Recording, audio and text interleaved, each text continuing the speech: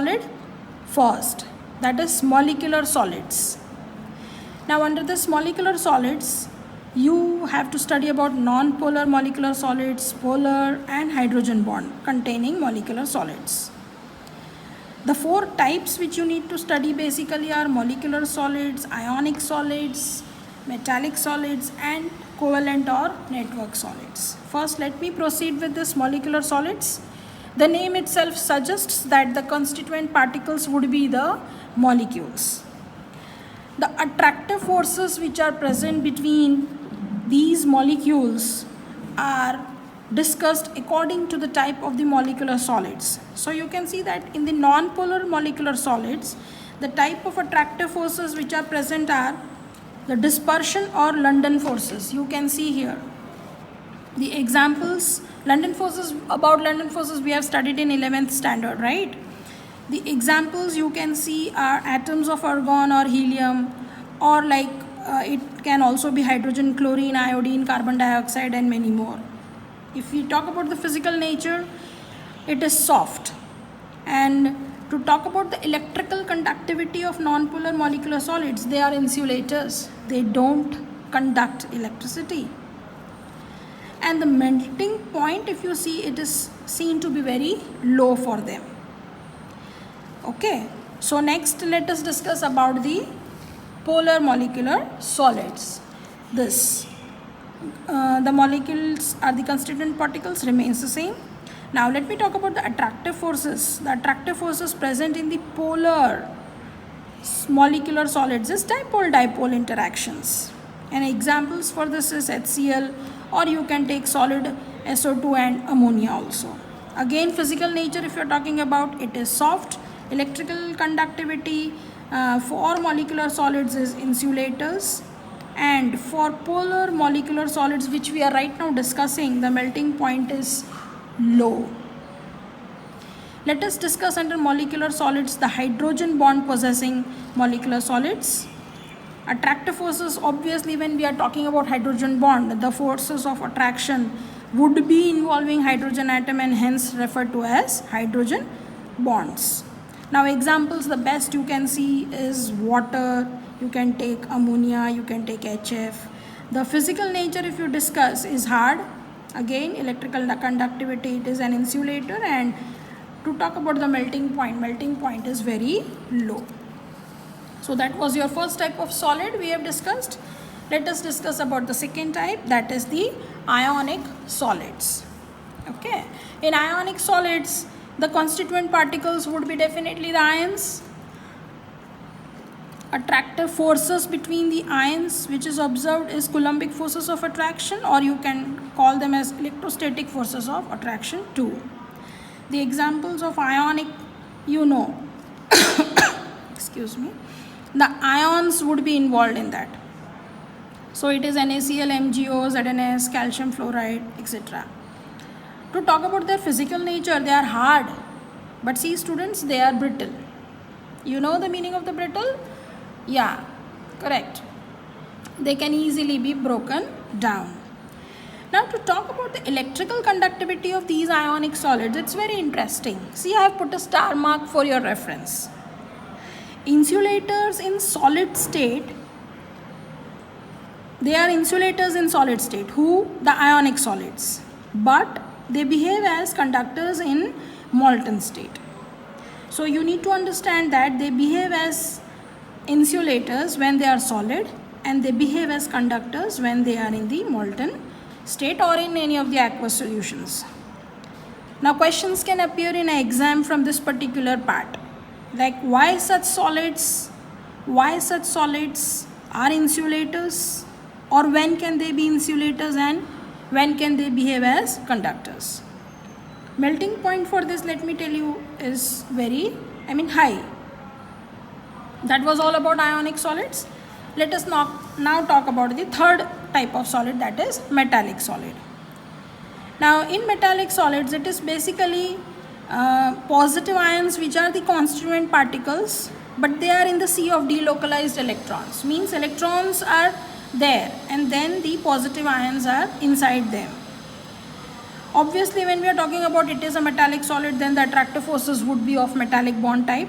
Examples would be any metal, like for your reference I have written here few: iron, copper, gold, manganese, anything you can write, magnesium. Physical nature, if you wish to discuss, they are hard, students, they are hard metals, they are hard, but malleable and ductile. They can easily be drawn into sheets and wires. That is the meaning of malleable and ductile. Now to talk about their electrical conductivity, they are conductors in solid as well as in the molten state. They are not like ionic solids which we have discussed prior. So either it is a molten state of metallic solid or it is a complete solid. They do behave only as the conductors. And as they are metals, they are, I said they are hard. So guess like melting point is fairly or should be fairly high. Let me discuss now the last one under the topic of solids, that is covalent or network solids. Constituent particles for the solids are atoms. The bonding present or the attractive forces, you can say as per the topic, is the type of covalent bonds present. Examples you can see are SiO2, quartz, which is hard, behaves as insulator and melting point is very high. For SiC also, and for carbon, that is the diamond. Diamond, you can say, is a covalent or network solid with a very high melting point. Now here, a very important point which you need to understand is the graphite form. Graphite form of carbon is little different. Though taken under covalent or network solids, it's not hard like diamond and it is soft. You must have seen the lead of the pencil and must have done in your lower classes the experiment related to the electricity with that particular lead of the pencil. Yeah, you can recall. So I wanted to draw your attention towards electrical conductivity of graphite. It is a good conductor, okay, and this is taken as an exception. So you need to remember this difference very carefully, that diamonds when behave as insulators, graphite do behave as a good conductor. Now let me show you the structures of diamond and graphite, which you must have already gone through, but then I am having here for you. You can see here, this is the structure of graphite. You are having hexagonal layers in case of graphite. Graphite has hexagonal layers like this. Now each carbon, if you will observe in case of graphite, is linked to 3 other carbons. Suppose if I am focusing this, you can see it is linked to 1, it is linked to 2, and it is linked to 3. So in this way, any carbon if you will take, you will see that it is directly linked to the 3 other carbon atoms. Or you can say the carbon is having 4 electrons. So if 3 electrons are linked like this, what about the 4th electron? Yes, the 4th electron is free. You can see that that particular 4th electron, which is free, forms a bond with other carbon atom in the other layer. So this is a free electron we can call. And you see that between 2 layers the distance is 340 picometers. And between 2 carbons in the simple layer or the single layer, it is 141.5 picometers. So you can see that the distance between the 2 hexagonal layers is more than the distance between the 2 carbons. And it is because of this free electron, the layers become slippery. You can write very easily with pencil is because of this graphite. The slippery nature of the graphite is because of this free electron forming bond with the other layer. I hope you could have understood. Here each carbon is sp2 hybridized. Next, the network structure of diamond you can see ahead. Here it is like every carbon is attached directly with 4 other carbons, and the distance between any 2 carbon here is 154 picometers, where each carbon here, if you take, will be showing 4 connections with other carbons and having sp3 hybridization. I hope you have understood this particular part. Let us proceed with for the next topic, that is all about crystal lattices and the unit cell. Now when you talk about the crystal lattice, what is crystal lattice? So the definition for your simplification I have written here. It is the regular array of building blocks. What it means? It is like it's something regular arrangement of atoms, ions or molecules inside the crystalline solid is called crystal lattice. So any crystalline solid which is having a regular arrangement of particles in them. Particles can be considered as ions, atoms or molecules in them. So if there is regular arrangement, we say it is the crystal lattice. Now when you talk about the crystal lattice, it is so said that the smallest part of the crystal lattice which can be repeated in all directions to generate entire crystal lattice is called unit cell. Now let me make you understand this particular word unit cell through giving an example of a wall. Students, we have all seen how you build a wall. It is made up of many bricks. So if you consider complete wall as your crystal lattice, then a single brick can be considered as its unit cell. I hope this particular example works for you to understand. Now very important part which you need to know about the unit cell is the parameters which it is involved with. So there are 6 parameters in the unit cell which you have to keep in mind for further studies also.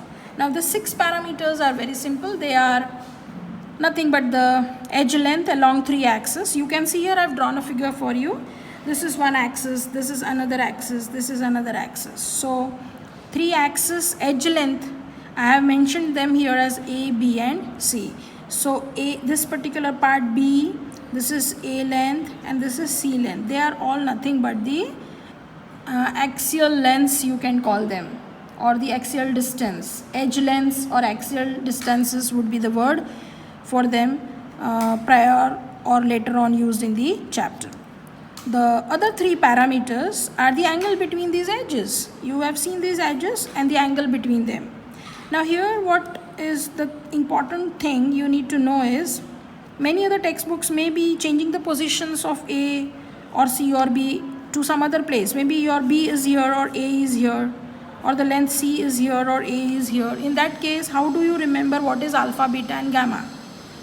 See, for the time being, what I have shown you here is if this length is A and if this length is B, then between A and B edge length you have the angle gamma. Same way between C and B you have alpha, and between A and C you have beta. So how do you remember this? You can just understand like this. If you are having edge length A, B, C, and just write below that alpha, beta and gamma. So if you are discussing A and B edge, then the angle between them should be considered as gamma. If you are considering B and C, then angle between B and C you should consider it as alpha. And suppose if you are considering A and C, then you consider the angle as between them as beta. So alternatively you can remember this. I hope you have understood about this particular unit cell, and a very good example I gave you, like of a wall made up of bricks where each brick is your unit cell. Now